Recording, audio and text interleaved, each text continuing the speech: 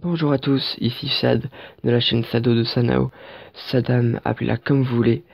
On se retrouve pour une nouvelle vidéo critique et théorie sur le film Spider-Man Far From Home, sorti le 3 juillet dernier. Donc si vous comptez aller le voir, il y aura du spoil dans cette vidéo, donc quittez la vidéo et revenez la voir plus tard. Sinon, si vous vous en foutez d'être spoilé ou alors vous voulez délibérément être spoilé, eh bien restez et profitez de la vidéo. Donc n'oubliez pas le pouce de l'abonnement et tout ça de ça pour, euh, pour m'encourager dans ce que je fais. Passons à la vidéo. Bon, Spider-Man Far From Home est pour moi un très bon film. Même s'il a quelques défauts, que je reviendrai plus tard dans la vidéo, c'est un très bon film que j'ai personnellement beaucoup apprécié. J'avais beaucoup apprécié le 1, donc Homecoming de cette saga, qui je trouvais donner un coup de jeune à cette saga de Spider-Man, après la trilogie de Sam Raimi et les deux films où, dans le rôle de Spider-Man, il y avait Andrew Garfield, donc les deux films d'Andrew Garfield dans le rôle de Spider-Man. Euh, je trouvais que ça donnait un coup de jeune, d'une parce que l'acteur est... J'adore Tom Holland vraiment, et il est plus propice à être Spider-Man puisque plus jeune dans la vraie vie, 19 ans pour jouer un ado de 15 ans je crois, qui est 15 ans ou 16 ans le Spider-Man logiquement. Alors que Andrew Garfield et j'ai oublié le nom du premier Spider-Man, désolé, avaient été plus vieux.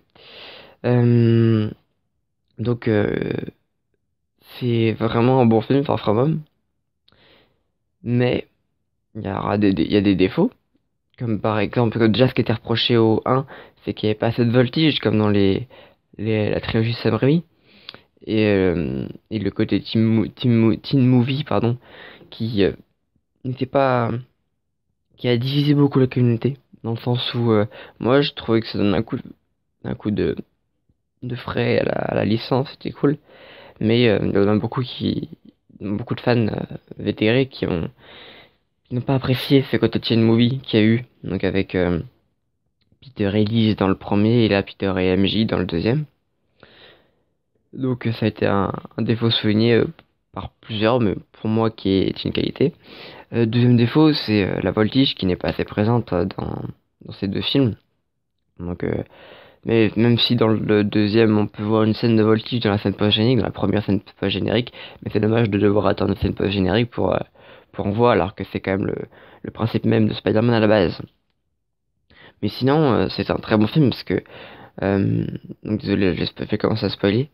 Euh, le développement de Quentin Beck alias Mysterio est vraiment un, qui est vraiment franchement je m'attendais pas à ça et en même temps j'en suis très content parce que Quentin Beck enfin Mysterio à la base dans les comics c'est un méchant et de le voir gentil au début dans les bandes annonces, je me suis demandé c'est bizarre et tout ça et finalement il est bien méchant et puis c'est pas un méchant genre il a des super pouvoirs et tout, c'est parce qu'il existe plusieurs Mysterio dans les comics. Là, ils ont choisi de mettre en scène les Mysterio qui n'a pas de pouvoir, qui a juste son intelligence et la technologie de Stark et tout ça. Et c'est très bien amené. Je trouve le personnage très attachant au début et très fourbe et l'acteur qui joue, je sais plus son nom, je trouve que ça lui colle bien. Franchement, il joue bien dedans. Il est bien. Franchement, il a une bonne tête avec ses personnages. J'aime bien la tête de l'acteur. Donc voilà, c'est un bon choix d'acteur. Sinon, la romance dans le petit côté team movie avec MJ et MJ pour les Français et je trouve plutôt sympa. C'est pas trop lourd. Ils sont pas en train de forcer sur ah il faut faut que je sorte. Bon, il y a le côté du plan qui est assez drôle, mais c'est sans trop forcer. Il y a pas trop de d'exagération avec ça, donc je trouve que ça passe bien.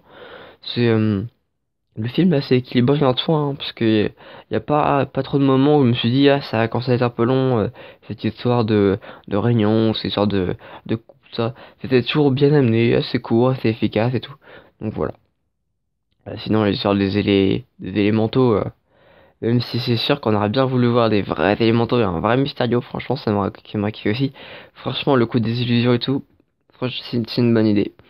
C'est En vrai, je trouve que ça donne un coup de frais en fait, parce qu'on n'avait jamais eu ça, je crois, des unions comme ça. On a toujours eu des vrais méchants. Là, on est sur en fait un désir de vengeance.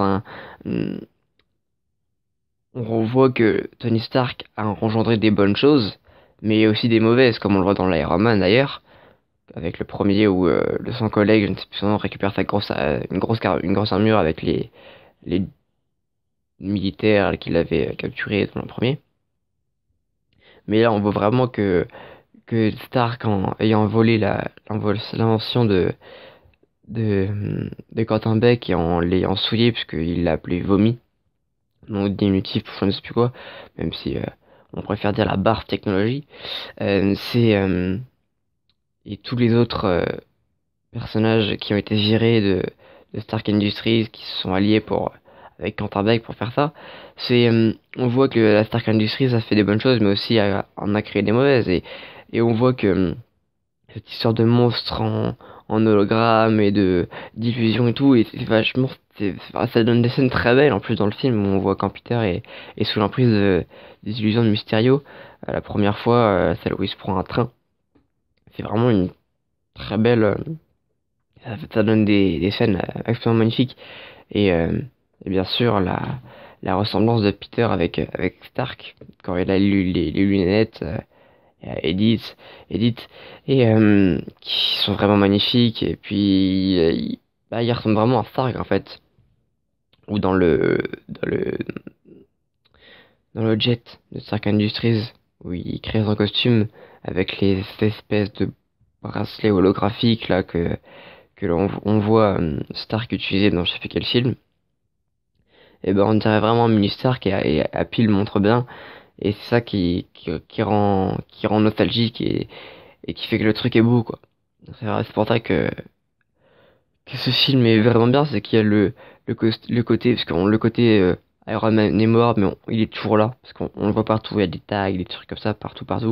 Le côté, il faut que quelqu'un prenne la relève, les gens ils veulent que ce soit Spider-Man, enfin ils pensent que c'est Spider-Man, parce qu'il a un costume Iron Spider, ou le truc comme ça. C'est, après, ça reste un gosse de 14 ans, du coup il a pas les épaules, enfin il pense pas avoir les épaules, c'est pour ça qu'il fait des erreurs dans le film et tout ça. Mais, euh, mais au final, bah, ça se finit bien, c'est normal. Et puis, la fin est sympa. Le, la scène de combat finale est sympa. Et les scènes post-génériques, c'est du lourd. On en reparlera dans la deuxième partie de cette vidéo, donc les parties théorie. Mais les scènes post-génériques, surtout la deuxième, c'est du lourd. Donc, les théories. Euh, pour commencer, on va prendre la première scène post-générique. Donc, on voit Peter qui voltige, donc comme demandé par les fans, avec son téléphone, j'en discute avec MJ, qui veut la chercher et qui va pas voltiger avec elle. Donc MJ dit ah, je ne referai plus jamais ça, parce que c'est quand même assez impressionnant, je pense, hein, faire ça.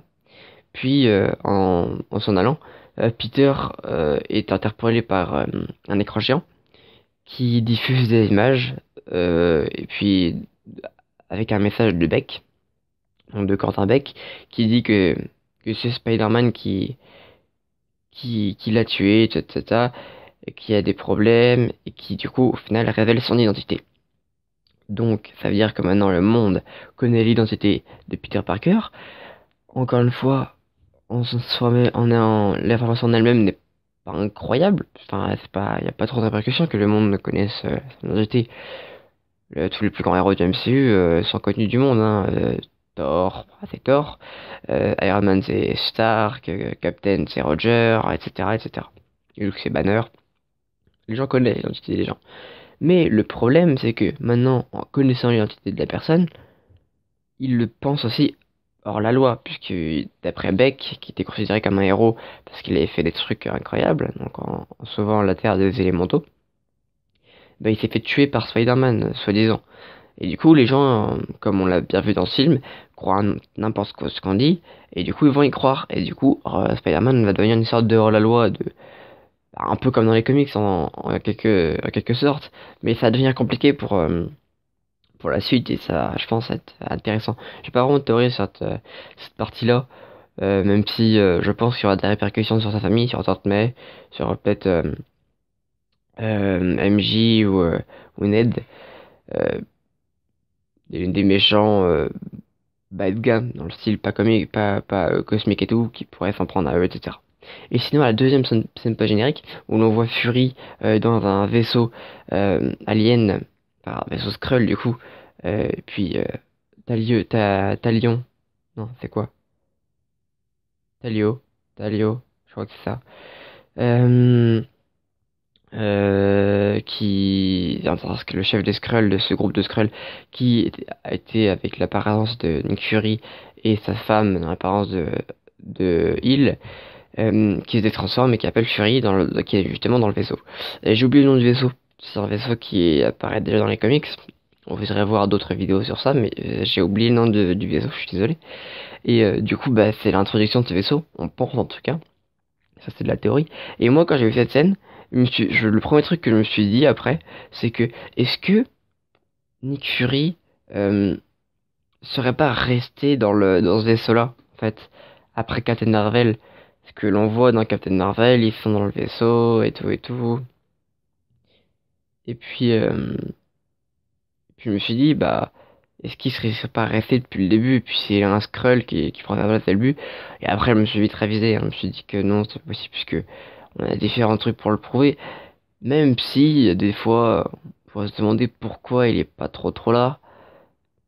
L'ont dit justement plusieurs personnes dans le truc YouTube, bah, c'est, il a peut-être d'autres chats à fouetter, sans faire le jeu de mots avec Goose, mais il gère un peu en fait les affaires cosmiques du coup depuis ce vaisseau, on pourrait penser. Donc en voyant que sur la Terre il y avait des menaces, mais pas trop dangereuses, il les a laissé faire et puis c'est passé quoi. Mais donc le côté théorie est assez pauvre, hein. J'ai pas grand chose à dire, même si on sait que c'est l'apparition de ce vaisseau-là et le tease de plusieurs menaces cosmiques qui pourraient éventuellement faire leur apparition bientôt, puisque on a introduit la cosmicité du MCU. Donc voilà, c'est comme ça que s'achève cette vidéo critique, théorie avec spoiler, on va dire ça, sur Spider-Man From Home. Donc j'espère que ça vous aura plu. Bientôt sur la chaîne, il va y avoir pour les vacances beaucoup de nouveaux concepts qui j'espère vous plairont. C'est pas sûr pour certains, d'autres plus quand même. Et aussi le thème de la chaîne va changer. À la base c'est les mangas et maintenant ça va devenir les dessins animés en général. Plus l'animation japonaise mais l'animation française, franco-belge, les bandes dessinées de ça. Ça va devenir les dessins animés en général et les BD et des trucs comme ça. Donc voilà. Donc j'espère que cette vidéo vous aura plu. N'oubliez pas de lâcher un pouce bleu, un abonne, de vous abonner, de laisser un commentaire, de partager la vidéo. Franchement, ça fait plaisir et ça me permet d'égayer mes journées et de voir que je gagne un abonné ou deux, ça me rend heureux. Donc, je vous dis à plus, passez une bonne journée et n'oubliez pas, je vous aime plus que 3 fois 1000. À chaque fois, je me trompe, c'est incroyable ça quand même. À chaque fois, je bafouille sur cela. On va la faire. Oh, vous aurez la flemme de couper ça au montage. Vous aurez le truc là. Donc, je vous aime plus que 3 fois 1000. Allez, à plus.